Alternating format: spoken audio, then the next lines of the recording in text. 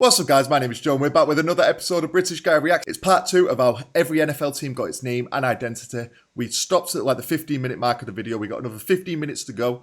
We're in 1950. He's just been telling us about the 49ers, so we're going to carry on from where we left off. If you are new around here, and if you've not seen part 1, go watch part 1, otherwise, you're jumping in halfway. So go and check out part 1, subscribe to the channel, comment down below another reactions you want to see, and give the video a like. Let's jump back in. Let's go. Let's go. The backing behind the Cleveland Browns being named the Browns. Oh, the Browns, who was telling The us 49ers about. name, on the other hand, is more straightforward. 56,000 witnessed an encore between the Rams of Los Angeles. Did you say 56,000? Name, on the other hand, is more straightforward. 56,000 witnessed an encore between the Rams of Los Angeles and the San Francisco 49ers. They were named after the settlers who ventured into the San Francisco area during the gold rush of 1849. I always thought that was a weird name, the 49ers. I never understood that. There we go. The settlers from the gold rush of 1849, sorry. Okay. The Jet Perry, and he's off on a sensational 58-yard gallop up the far sidelines. The first incarnation of the Colts didn't last long, folding after the 1950 season. They were followed out the door the next season by the New York Yanks, who were replaced by the Dallas Texans. Did you see that then? Did you see how this Lions logo changed there? Followed out the door the next season The Redskins logo both by changed. the New York Yanks, who were replaced by the Dallas Texans. The Texans' stay in the NFL was brief. The team lasted just one season of play. The Dallas Texans, they're the last franchise to fold in the National Football League. Okay. The league found its replacements for the Texans the following year when the second iteration of the Baltimore Colts emerged. And these Colts would have staying power, as they are the same Colts who have since moved to Indianapolis. Baltimore fans were given the opportunity to vote on a team name, and they stuck with Colts, not only as an homage to the team that had just folded a few seasons earlier, but as a way to honor the region's history of horse breeding. From 1953 to 1959, all was quiet. No new teams added, none dropped. 1960, however... You know what that tells you? The money started getting involved. That's my guess, because teams obviously don't want to drop out if there's money coming involved. I can see a Chicago Bears logo change here. It was a pivotal year. There we go. The Chicago Cardinals moved to St. Louis, and we saw the birth of America's team. Eddie LeBaron uncorks Dallas the Cowboys Cowboys. money play. Frank Clark gathers in the long rollout pass, and in the race to the goal 0-11. line, Frank's an easy winner. The Cowboys originally were going to be nicknamed the Steers, but their GM, Texas E. Schramm, decided having a castrated bovine as a mascot might lead to some unwanted ridicule. So they shifted gears and were leaning towards Rangers instead. But because there was already a local minor league baseball team with that name, Schramm settled on Cowboys, and the rest is history. Even bigger than the Cowboys joining the fold was the emergence of the American Football League. You know, as you look back at the year of 1960, you probably remember a great many sports events. However, I doubt that anything was more important than the establishment of the American Football League. The AFL was originally made up of 8 teams. The Houston Oilers, who eventually became the Tennessee Titans, the New York Titans, who are now the Jets, the Buffalo Bills, the Boston Patriots, now the New England Patriots, the Los Angeles Chargers, the Dallas Texans, who would later become the Kansas City Chiefs, the Oakland Raiders, and the Denver Broncos. They all wanted NFL. So I'm recognizing this logo as well from the Kansas City Chiefs jersey. I have it as this logo on it, I'm pretty sure. Does it? Am I making that up? Raiders, and the Denver Broncos. I think it does. They all wanted NFL franchises, but most of these owners had, enough money in their own right to start a franchise. But the league was very strategic about how they were going to expand, and so they weren't quite ready to expand yet. The Broncos got their name from a fan who offered it up in a Name the Team contest. He noted the animal's toughness and said the Denver area was well known for its wild Broncos. It's like a booking Name Bronco. the Team contests were a very popular way teams came up with their nicknames. They were so popular, in fact, it's how the LA Chargers came up with theirs. Kemp this time, passing to Norton, and it's good for a touchdown. Team owner Baron Hilton reportedly liked the name so much, he didn't open another letter after coming across what turned out to be the winning submission. Barron told reporters he always liked the "Charge" bugle cry that fans would bellow out at games. Buffalo had a team in the All-America Football Conference years before they went by the Bills. The Bills' nickname was a reference to Buffalo Bill Cody. When owner Ralph Wilson bought the team, he held a contest and picked Bills out of respect to the city's defunct AAFC team. Fast action, skill, and precision teamwork bring spectacular thrills to the fans. Professional football at its exciting best. 74 fans voted for Patriots in their naming contest, connecting them to the men who originally fought to establish the United States as a country. Pat Patriot, the cartoon of a Minuteman preparing to snap a football, was drawn by a Boston Globe employee and was chosen as the logo soon after. And it's away to Jimmy Coco in the end zone for the touchdown. An Oakland woman originally submitted the winning entry to name Oakland's franchise, coming up with Señors.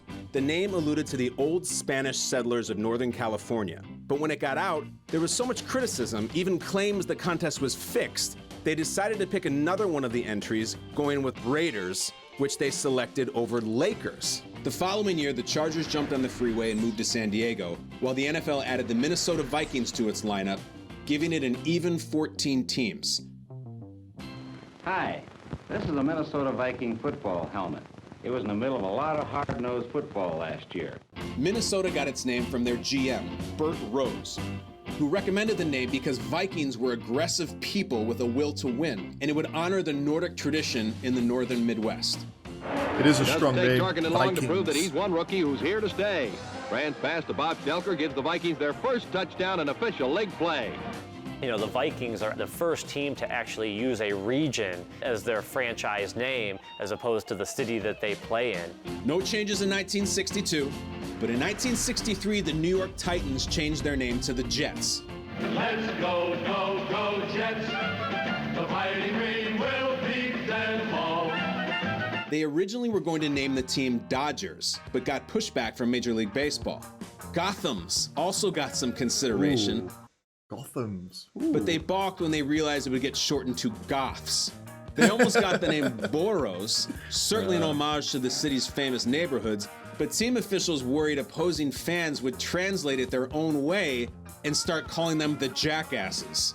The management of the New York Jets. The New York Jackasses. Own way and start calling them the Jackasses.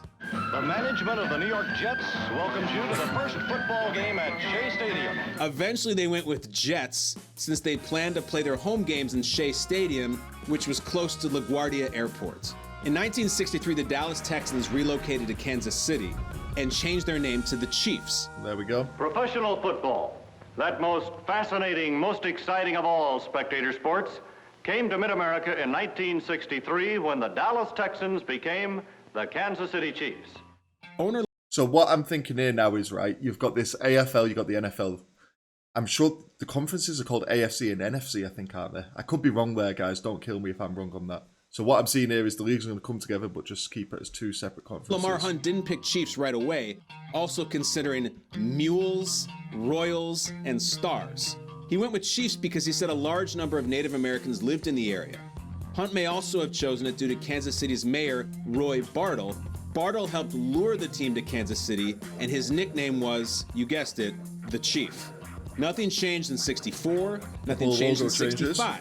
But in 1966, everything changed. First, the Atlanta Falcons came on the scene.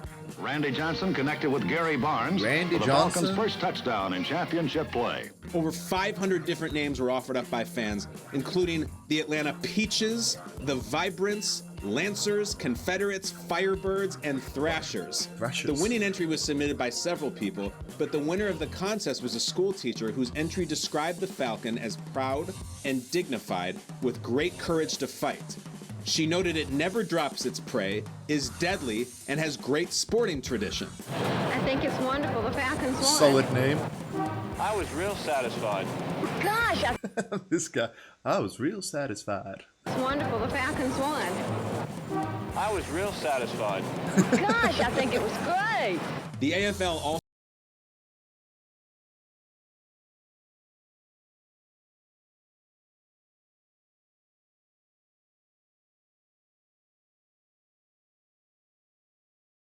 expanded that season, adding the Miami Dolphins as its 9th team. The Dolphins' debut must go down in football history as the most thrilling first play ever made by any new team anywhere.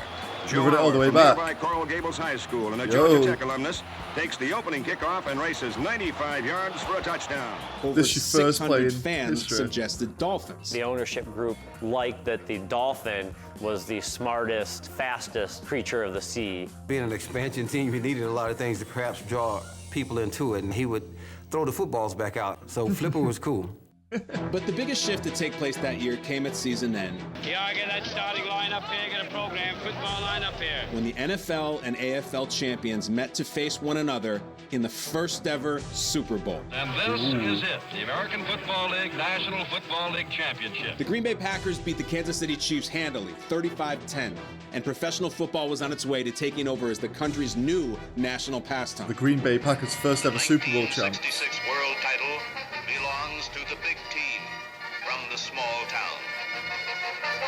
In 1967, the NFL added yet another new team, this time in New Orleans, and fittingly, they were awarded their franchise on November 1st, which is All Saints Day. However, the name came from yet another Name the Team contest. Owner John Meekum acknowledged he chose it as a nod to the popular song When the Saints Go Marching In, which was a favorite among many of the city's street jazz bands. Oh, when the Saints go marching in. It was the AFL's turn to grow in 1968, which is when they added the Cincinnati Bengals. Down by 8 points with 1 minute and 54 seconds left in the game, Dewey Warren hit Bob Trumpy for a touchdown. Team owner and general manager Paul Brown chose Bengals to honor a football team that played in Cincy from 1937 to 1941. He chose the nickname over the fans' most popular suggestion, the Buckeyes. 2 years later, in 1970, the NFL and the AFL finally merged, all 10 teams from the American Football League being absorbed by the NFL. Most NFL players and coaches and administrators didn't look at the AFL as being in the same league as the National Football League and its club members. And so Super Bowl III, when the New York Jets shocked the world and defeated the Baltimore Colts, and then the Kansas City Chiefs winning Super Bowl IV, probably was the best thing for the league moving into its merger, because it really put both leagues on equal playing field. So you had 2 from the NFL, 2 from the AFL. Both got wins there. So the following year, the Patriots dropped Boston as its location identifier, swapping it for New England. Then from 1972 to 75, it was another quiet stretch for the league. But in 1976, the Seattle Seahawks and Tampa Bay Buccaneers joined the fold. A panel of sports writers, along with Tampa Bay owner Hugh Culverson, chose Buccaneers from an original list of more than 400 as a nod to the pirates who raided Florida's coastline in the 17th century. Seattle, meantime, received more than 1,700 unique suggestions, including the Seattle Skippers, the Pioneers, the Lumberjacks, and the Seattle Seagulls. No. Seattle GM John Thompson. Seattle Seagulls? No, man. No one's scared of a seagull. And said they went with Seahawks because it suggests aggressiveness, reflects our soaring Northwest heritage, and wasn't being used by any other major league teams. The NFL landscape then went unchanged until 1982, and that's when the Raiders moved south to Los Angeles. In 1984, the Baltimore Colts packed up and moved to Indianapolis. 4 years later, in '88, the Cardinals were on the move again, heading west to Arizona, initially going by the Phoenix Cardinals. In 1994, though, they went statewide, changing their name to the Arizona Cardinals. Then in 1995, the Rams took the Cardinals' place in St. Louis, and the Raiders went back to Oakland, leaving LA with no NFL teams. It was also time for expansion once again. The Carolina Panthers and Jacksonville Jaguars becoming franchises. The Jaguars play their first NFL game against the Houston Oilers. We say that so differently. You say Jaguars. We say Jaguar. The Jaguars were the result of another fan contest. Surprisingly, the initial concept for their logo on their helmet was very similar to the car Jaguar logo. However, shortly after, a cease and desist letter was sent by the Jaguar car company, and they decided to go with a different style logo. The home opener for the expansion Carolina Panthers. Carolina ownership chose Panthers because they believed it symbolized what an NFL team should be: powerful, sleek, and strong. For the Panthers, the wait is finally over as they make their home debut today. And there's one thing on their minds, Carolina. In 1996, the Cleveland Browns were moved to Baltimore. However, the Ravens would be considered a new franchise, with the Browns essentially suspending operations, keeping their colors, records, and history. A record crowd expected in Baltimore as the NFL returns to this city for the first time since 1983. Baltimore owner Art Modell attempted and failed to buy the Colts nickname back from the franchise that left Baltimore for Indy in 1984. So once again, a name the team contest was held. Ravens beat out the Marauders and the Americans, and was a nod to Baltimore native Edgar Allan Poe's famous poem titled The Raven. 1996. So birds are very popular in the naming here. We got the Seahawks, Cardinals, Ravens. There was another one. Which one am I missing? Seahawks, Cardinals, Ravens. There's another one. Eagles. Did I say Eagles? Don't know. Move on. There's a lot of birds. 7 saw the Houston Oilers pack up and move to Tennessee, though they initially kept the name Oilers. They changed it to Titans in 1999. I like the name Titans. Their naming contest produced options like the Tennessee Tornadoes, the Copperheads, the South Stars, and the Wranglers, among others. Owner Bud Adams chose Titans because it reflected strength, leadership, and other heroic qualities. That same year saw the return of the Browns, who picked up right where they left off after missing the previous 2 seasons. Then in 2002, the Houston Texans were added, filling out the current 32-team league as we know it today. Reliance Stadium, 69,000 fans who were crushed when the Oilers left are here tonight for their new team, the Texans. The Texans. There must be such a buzz if you live in like a state. I know this state already had a team, but it's a big state, right, Texas? When your area gets a new football team and you've been dying for a team to support, that must be a good old feeling. I know they have the college teams, but I guess NFL just takes it to a different level, right? Texans became the 6th professional football team to use the name. Owner Bob McNair choosing it over Apollos and Stallions. The Texans logo, by the way, is the only one of the 32 teams that has never been tinkered with. For the next 10 plus years, it was nothing but teams altering their logos. Most of the changes pretty minor in nature. It wasn't until 2016 that the next landscaping alterations took place. The St. Louis Rams moving back to LA, who were followed by the Chargers a season later. And finally, in 2020, the Raiders vacate Oakland for a second time, this time heading east for the desert, setting up shop in Las Vegas. Expansion, contraction, mergers, name changes. The NFL has seen it all in its first 100 years, and we can only imagine how far this map will stretch in the century to come. And who knows, there's even talk, let's just go back to this map as our little background here. There's even talk of an NFL team coming to London, eventually to England, which I don't know if it will happen. It would be very interesting if it did happen. Would it be a Los Angeles situation when they first came into the league where, yeah, you have a team there, but you don't play any games there? I don't know. I don't know how they quite work that one, but it will be interesting to see how this map changes. I'm going to be here for the journey now. I'm sticking with American football, college football, and the NFL, you know. I'm here for the long run now. I'm invested. We've been learning the game. I'm finding it fun and entertaining. So it's going to be interesting to see how it does develop. I mean, it's 100 years old, but still, 100 years obviously a long time, but it's still relatively new compared to a lot of other sports. So it's still got a lot of developing to do across the board there. If you did enjoy the video, please give the video a like. Comment down below on other reactions you do want to see from myself. Subscribe to the channel. We've got loads more American football, American sports, general USA reactions coming. So come and join the crew. I'll see you for the next one. Take it easy. Peace.